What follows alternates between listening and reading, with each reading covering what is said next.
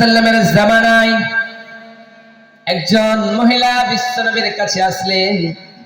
আসানোর পরে বিশ্বনবীর ডাক দিয়ে বললেন, নবী গো, ওগো দয়ার নবী, ওগো মায়ার নবী, ওগো বিশ্বের নবী, আপনি বলুন তো আমার পবিত্র করে দেন রে নবী। বিশ্বনবীর কাছে যখন একবার আসলেন, আসানোর পরে বিশ্বনবীর চেহারাটা ফিরিয়ে নিলেন। আবার দ্বিতীয়বার সেই দিকে চেহারাটা করে আবার মহিলাটা করে বললেন, নবী গো, আমারে পবিত্র করে দেন গো নবীজি, কোরআনের বিধান আমার উপরে কার্যকারী করুন গো নবীজি। আবার বিশ্বনবী চেহারাটা ফিরিয়ে নিলে।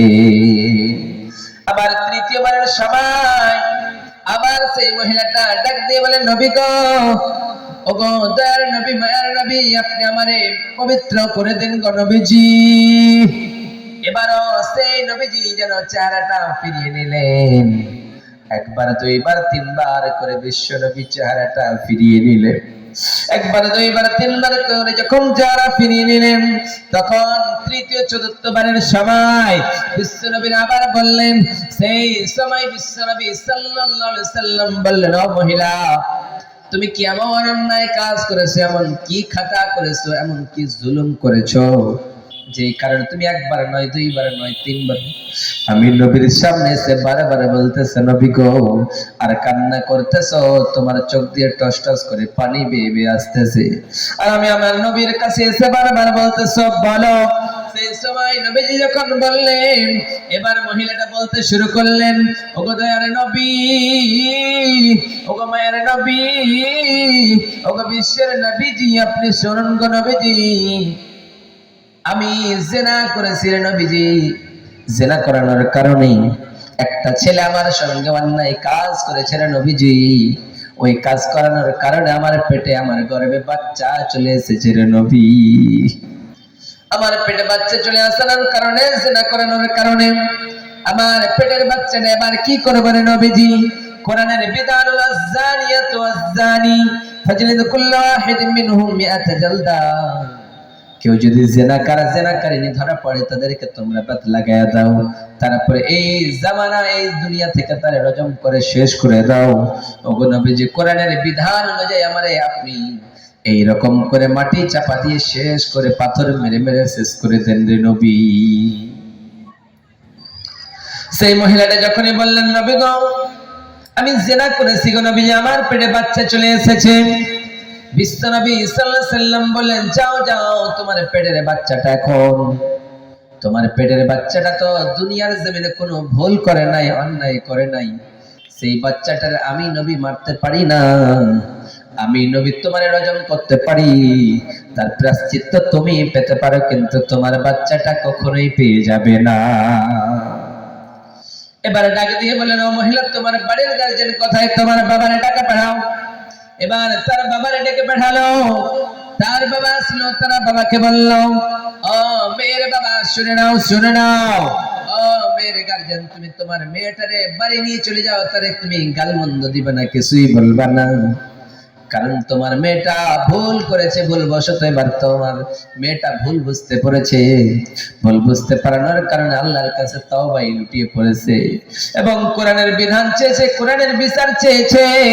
বাড়ি নিয়ে যাও, সুন্দর করে লালন পালন করো।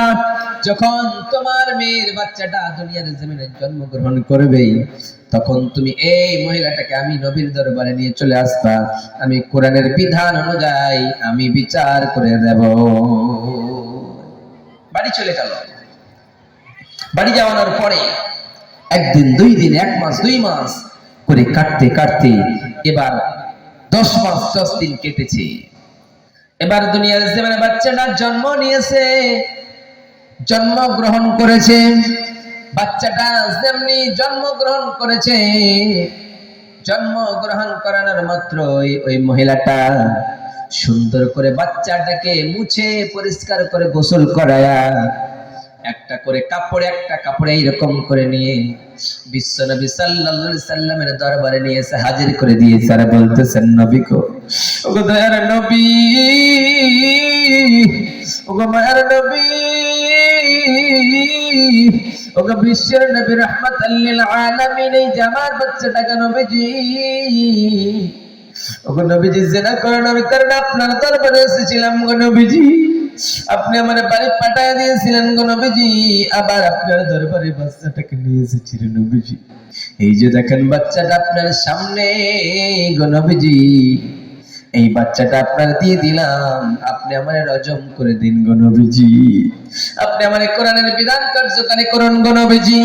সেই সময় বিশ্বনবী সাল্লাল্লাহু আলাইহি সাল্লাম বাচ্চাটার দিকে তাকালেন, তাকানোর পরে দেখলেন হায় রে, এই বাচ্চাটা মায়ের দুধ ছাড়া বাঁচতে পারবে না, মায়ের দুধ যতদিন পর্যন্ত বাচ্চারা না খাবে এই বাচ্চাটার বেঁচে থাকাটা একেবারে হয়ে যাবে। এই বাচ্চাটা যদি বেঁচে থাকতে হয় তাহলে তার মায়ের দুধ স্তনের দুধ পান করতে হবে, তাহলে এই বাচ্চাটা দুনিয়ায় জীবন পাবে। সেই সময় সেই মেয়েটাকে ডাক দিয়ে বলো, মহিলা এবার শুনে নাও, যাও যাও যাও, তোমার বাচ্চাটাকে নিয়ে তুমি বাড়ি চলে যাও। যেই দিন তোমার ছেলেটা দুনিয়ার জমিনের কোনো খাদ্য খেতে পারবে সেই দিন আবার তুমি আমি নবীর দরবারে নিয়ে চলে আসবে বাচ্চাটারে, সেই দিন কোরআনের বিধান অনুযায়ী আমি বিচার করে দেব। সেই সময় যেন বাচ্চাটারে আবার দিয়ে দিলেন নবীজি। দেওয়ানোর পরে বললেন, ও মহিলা যাও যাও বাড়ি চলে যাও। এবার যখন বাচ্চাটা রুটি খেতে পারবে, দুনিয়ার কোনো খাদ্য খেতে পারবে, তখন তুমি বাচ্চাটাকে আমার কাছে নিয়ে আসবা, তুমি সহজ দামি কোরআনের বিধান কার্যকারী তোমার উপরে করে দেব। সেই সময় যেন বিশ্বনবী সাল্লাল্লাহু আলাইহি সাল্লাম তাকে বাড়ি পাঠিয়ে দিলেন। পাঠানোর পরে যেন বাচ্চাটার হাতে ওই মহিলাটা এক টুকরো দু টুকরো করে রুটি দিতে শুরু করেছে। এমন সময় যেন সময় ফুরিয়ে এসেছে, বয়স বাড়তে শুরু করেছে। সেই সময় বিশ্বনবী সাল্লাল্লাহু আলাইহি সাল্লামের সেই মহিলাটা যেন এবার বাচ্চাটা যেন খেতে পারছে, রুটির টুকরো দিয়েছে, ওই রুটির টুকরো যেন আস্তে আস্তে আস্তে করে খেতে পারতেছে। সেই সময় যেন ওই মহিলাটা আবার যেন ওই বাচ্চাটারে এইরকম করে কাপড় পরিধান করানোর পরে নবীর দরবারে নিয়ে গেলেন। নবীর দরবারে নিয়ে যাওয়ার পরে বললেন, নবী গো, ওগো দয়ার নবী, ওগো মায়ের নবী, ওগো বিশ্বের নবীজি, আর সহ্য হয় না গো নবীজি, কোন দিন নাকি মালাকুল মউতের ফেরেশতা আমার কাছে চলে আসবে গো নবীজি, আর আমার জানটা নিয়ে চলে যাবে গো নবীজি, আর আমি জিনাকারীর কাতারে আমি দাঁড়াতে চাই না রে নবীজি, আপনি আমার বিচারটা তাড়াতাড়ি করে করুন গো নবীজি। সেই সময় যেন বাচ্চাটারে নিলেন, বাচ্চাটাকে নেওয়ানোর পরে এবার এক সাহাবীকে দিলেন। এক সাহাবীকে দেওয়ানোর পরে সাহাবীদের বললেন, যাও যাও এই মহিলাটাকে নিয়ে যাও, এইরকম করে মরুভূমির প্রান্তরে নিয়ে যাও, সুন্দর করে ময়দানে নিয়ে গিয়ে কোমর পর্যন্ত গলা পর্যন্ত ঘিরে দিবা, গাড়ানোর পরে পাথর মেরে মেরে তারে রজম করে দিবা, শেষ করে দিবা। সমস্ত সাহাবারা চলে গেলেন মারার জন্য।